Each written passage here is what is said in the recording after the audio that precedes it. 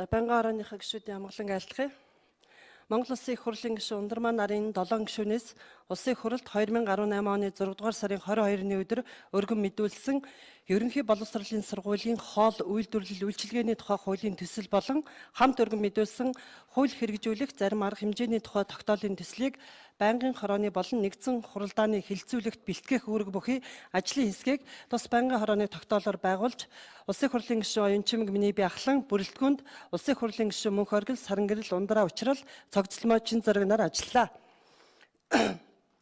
Ажлын дэд хэсэг болон ажлын хэсэг нийтдээ 7 удаа хуралдсан бөгөөд ерөнхий боловсролын сургуулийн хоол үйлдвэрлэл үйлчилгээг хоол зүйч, тогооч, туслах тогооч болон суралцагчийн тооноос хамаарсан туслах ажилтнууд бүхий мэргэжлийн хүний нөөцтэйгээр шаардлага хангасан зориулалтын байр, тоног төхөөрөмж ашиглан суралцагчдад сургуулиас өдрийн хоолоор дотор байрны хүүхдэд хоолоор үйлчлэгтэй холбоотой харилцааг зохицуулах хүрээнд 36 зарчмын зөрүүтэй саналын томьёоллыг ажлын хэсгийн хуралдаанаар хэлэлцсэн дэмжлээ.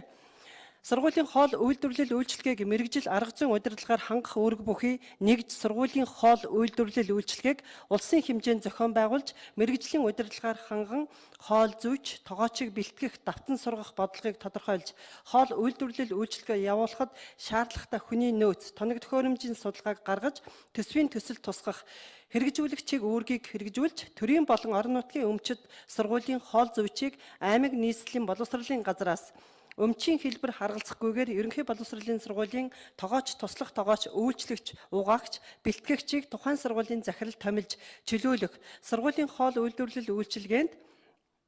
ерөнхий боловсролын сургуулийн суралцагчийг тэгш хамруулах, суралцагчийг эрүүл, аюулгүй, шимт хижээлэг хоол хүнсээр хүртээмжтэй хангаж, орон нутгийн болон үндэсний үйлдвэрлэлийн түүхэн эд бүтээгдэхүүнийг хүнсний хангамжид түлхүү хэрэглэх зарчим баримтлах, хоолны норматив зардал буюу нэг хүүхдэд ноогдох хүнсний түүхэн эд бүтээгдэхүүний зардлыг инфляцийн түвшин болон суралцагчийн шимт хижээлийн хэрэгцээтэй уялдуулан жил тутам засгийн газраас шинжилэн батлах зэрэг асуудлаар гаргасан зарчмын зөрүүтэй саналын томьёолуудыг байнгын хорооны хуралдаанаар хэлэлцэн шийдвэрлэж өгөхийг хүсье. Сургуулийн хоол үйлдвэрлэлийн хүнсний хангамжид нийлүүлэх хүнсний түүхэд бүтээгдэхүүнийг орон нутгийн өмчит төсөвт үйлдвэрийн газар хариуцсан нийлүүлэх, энэхүү үйлдвэрийн газрыг байгуулах шаардлагагүй гэж холбогдох байгууллага шийдвэр гаргасан тохиолдолд худалдан авах ажиллагааг төрийн болон орон нутгийн өмчийн хөрөнгөөр бараа ажил үйлчилгээ худалдан авах тухай хууль заасны дагуу зохион байгуулах талаар зарчмын зөрүүтэй саналын томьёоллыг бэлтгэсэн байгаа болно.